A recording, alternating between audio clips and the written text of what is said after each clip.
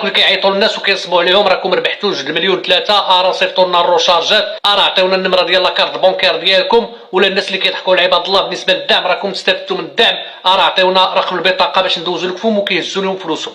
عندك نمره ديال التليفون مهمه وكتستعملها بزاف سواء كان ديال الاتصالات او انوي ولا اورانج، ها شنو خصك دير؟ معكم فيما كدور هاد الايامات كتسمع ان اللي عنده شي كارطه شي نمره ديال التليفون ما مصايبش لها كونطرا غادي يقطعوها ليه، وان الدوله كما قالت الوزيره بن علي في البرلمان عطات اجل للشركات ديال الاتصالات بثلاثه اللي عنده شي نمره ما مسجلهاش وما مديرهاش بسميتو وبالنمره ديال لاكارت ناسيونال ديالو غيقطعوها ليه. واش هادشي صحيح اولا؟ وشنو خصك دير انت؟ ثانيا هادشي اللي غنتكلموا عليه في هاد الفيديو. اللي كاين ان اي نمره شراها شي واحد وما صايب ليهاش كونطرا بقات مجهوله، وغنجيو لهاد القضيه ديال بقات مجهوله لان هي اللي فيها المشكل، بقات مجهوله ما بسميت حتى شي واحد، ديك الشركه ديال الاتصالات كتعطي لديك النمره ولا اللي مخدم ديك النمره اجل ديال 3 شهور انه يسوي الوضعيه ديالو يمشي يديرها بسميتو ولا غتقطعها. اذا الكلام ماشي على لي كارت كاملين اللي كاينين دابا عندهم اجل ديال 3 شهور، الكلام على ان اي نمره شريتيها بديتي تخدمها عندك اجل 3 شهور تمشي تسجلها بسميتك يقطعوها عليك. كاين اشاعه منتشره اخرى هي ان كل واحد خص تكون عنده نمره، هادشي حتى هو ماشي صحيح. من حقك قانونا انت دير 6 7 نوامر ما عند حتى شي واحد دخل فيك.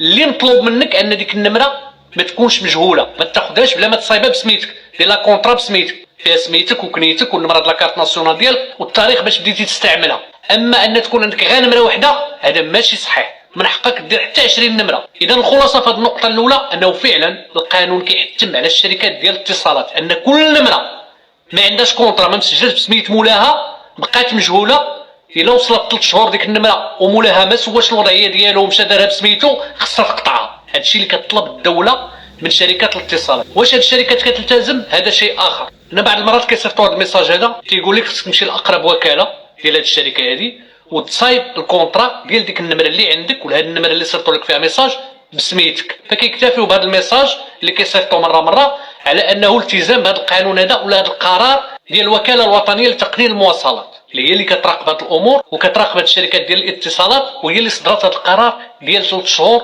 خص النمره دار لها كونطرا ولا تقطع. اذا من الافضل الا عندك شي نمره مهمه ردوا الباب فاتح بها حساب في البنكه ولا في شي وكاله من دوك الوكالات ديال القرب هي اللي مسجل بها في السجل الوطني للسكان والسجل الاجتماعي الموحد ومنصه الدعم وعند الصندوق الوطني للضمان الاجتماعي بالنسبه للتغطيه الصحيه، هي اللي عندك مثلا في السي في ديالك الا كنتي كتقلب على شي خدمه ولا شي حاجه، الا عندك شي تجاره ولا شي مهنه ولا شي حرفه وهي اللي كيتواصلوا بها الكليان معاك ملي كيبغيو منك شي خدمه ولا كيبغيو شي سلعه، ولا اللي كيتواصلوا معاك بها الموردين الناس اللي كيجيبوا لك السلعه ديالك.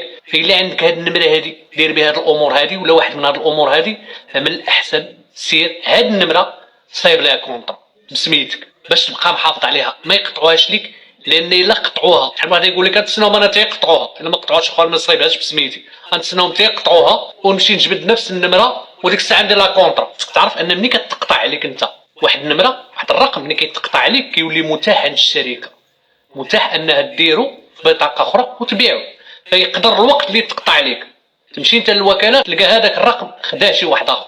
فمن الاحسن الا كان هذا الرقم مهم عندك في المسائل اللي ذكرت سير دير له كونطرا اليوم، ما تسناش حتى الغدا، اليوم سير دير له كونطرا بسميتك. راه من حقك دير حتى 100 رقم بسميتك، اللي ممنوع هو ان هذاك الرقم يبقى مجهول، فانت مثلا يمكن تستغلو في شي امور غير قانونيه بحال النصب مثلا، بحال هذوك اللي كيعيطوا للناس وكينصبوا عليهم راكم ربحتوا 2 مليون 3 راه صيفطوا لنا الروشارجات، راه عطيونا النمره ديال لاكارت بونكير ديالكم، ولا الناس اللي كيضحكوا على عباد الله بالنسبه للدعم راكم استفدتوا من الدعم، راه عطيونا رقم البطاقه باش ندوزوا لكم وكيهزوا لهم فلوسهم. بحال هاد الارقام اللي بغات الدوله انهم يتحيدوا الناس اللي كيرتكبوا بها جرائم بحال جرائم النصب. وهنا غيدينا لواحد الامر، واش هاد الخطوه غتنجح؟ واش هذا كيعني ان الارقام المجهوله ما غتبقاش؟ واش هذا كيعني ان هاد النصابه ولا الناس اللي كيرتكبوا جرائم بهاد الارقام المجهوله ما غيبقاوش يلقاو هاد الارقام؟ هذا غير صحيح. علاش؟ لان الشركات ديال الاتصالات بثلاثه ماشي هما اللي كيبيعوا. مثلا ملي كتمشي تفتح حساب في البنكه ما يمكنش يتفتح داك الحساب بلاكارت ديالك الا ماشي ديش انت، يدي شي واحد لاكارت ديالك ويقول له ما لاكارت ديال فلان فتحوا لي حساب بسميتو، ضروري يحضر صاحب ديك البطاقه الوطنيه باش يتفتح الحساب بسميتو ويوقع الاوراق. في القضيه ديال النوامر الشركات ديال الاتصالات كاين بزاف ديال المتداخلين ماشي هما اللي كيبيعوا، باش داك الموظف مثلا يقول له لا سيدي عطيني لاكارت ديالك راه ما عنديش الحق قانونا نبيع لك نمره تبقى مجهوله، نبيع عليك وانت مجهول، وديك النمره تبقى مجهوله ما عندهاش مولاها، ما عندهاش كونطرا بسميتك. تعطينا خويا لاكارت ناسيونال ديالك ويشد ويشوف واش لاكارت ناسيونال ديالك نيت ويصايب لك كونطرا وتوقع عليها. ماشي هادشي اللي كيوقع. داكشي علاش الارقام المجهوله غتبقى مستمره. ما حد كاين العشوائيه في البيع ديال هاد الارقام. كاين تجار جمله مثلا اللي كيشريو عند هاد الشركات ديال الاتصالات، كيشريو عندهم بالجمله. واغلبيه باش تعرفوا الافه ديال هاد النوامر، اغلبيه ديال هاد النوامر هاد الشركات ولاو كيبيعوهم بالثمن ناقص بزاف.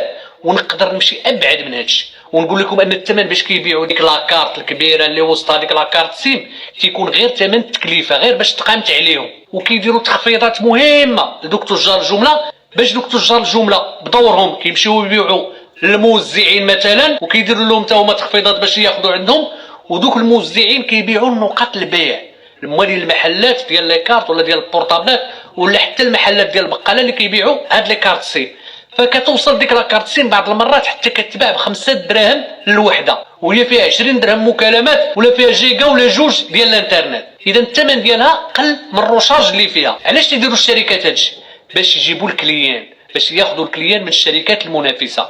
ان الا درتي لاكارت ديالهم واخا يعطيوها لك فابور ويعطيوك فيها الروشارج ولا الانترنت فابور المره الاولى، عارفين انهم طيحوك في الشبكه. وديك لاكارت اللي عطاوك فابور ملي غتخوى غتولي تشارجي كل نهار كل يومين كل سيمانه كل شهر.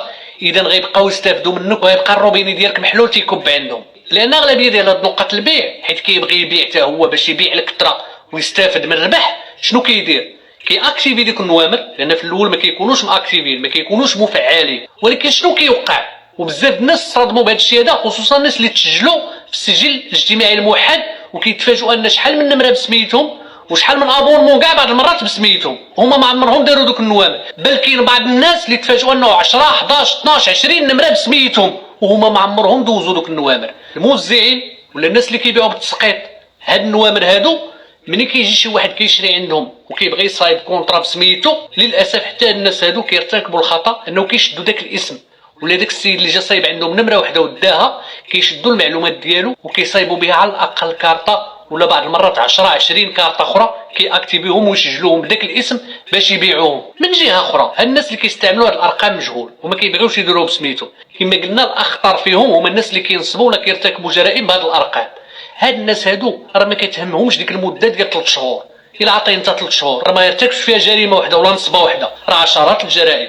واغلبيه ديال هاد الناس ملي كيرتكبوا جريمه النصب ولا كيرتكبوا واحد العمليه نصب على واحد المواطن بديك النمره، راهم كيعرفوا انه يقدر يجيبوا من المخزن بديك النمره، فيلاه كيرتكب بها ديك العمليه النصب وكينصب على داك السيد، راه كيهرسها ويرميها ويمشي يشري نمره جديده ب5 دراهم.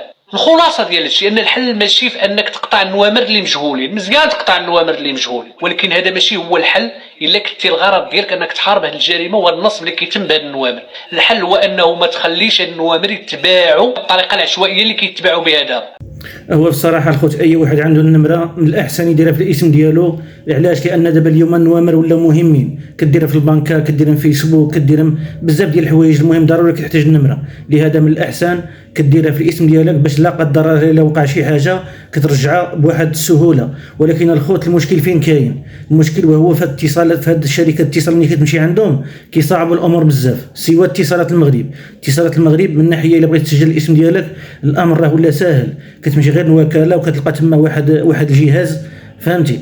الجهاز يعني بوحدك، ما كتمشي حتى عند شي واحد، ما كتشد نوبه ما والو، كتمشي كدير النمره اللي باغي ترجعها في الاسم ديالك، كيصيفطوا لك واحد الميساج كتكتبو تما، كتكتب النمره ديال لاكارت ديالك صافي، كتعطيهم كذا لاكارت كتسكانيها عاوتاني في واحد الجهاز تما كيخرجوا لك الكونطرا ديالك. ولكن الشركات الاخرين ديال انوي اورانج كتمشي عندهم كيبقاو عليك يقول لك ضروري الا بغيتي ديرها في الاسم ديالك خصك دير معنا واحد الفورفي، واحد الشهر ولا شهرين، وديك الساعه وقف الفورفي عاد كيمكن لك ترجع في الاسم ديالك. وهذا الشيء هذا هو اللي غيخلي بزاف ديال الناس اللي الصراحه ما يقدروش يرجعوا هاد النوامر في الاسماء ديالهم. هذا الشيء اللي كاين الخوت، والسلام عليكم.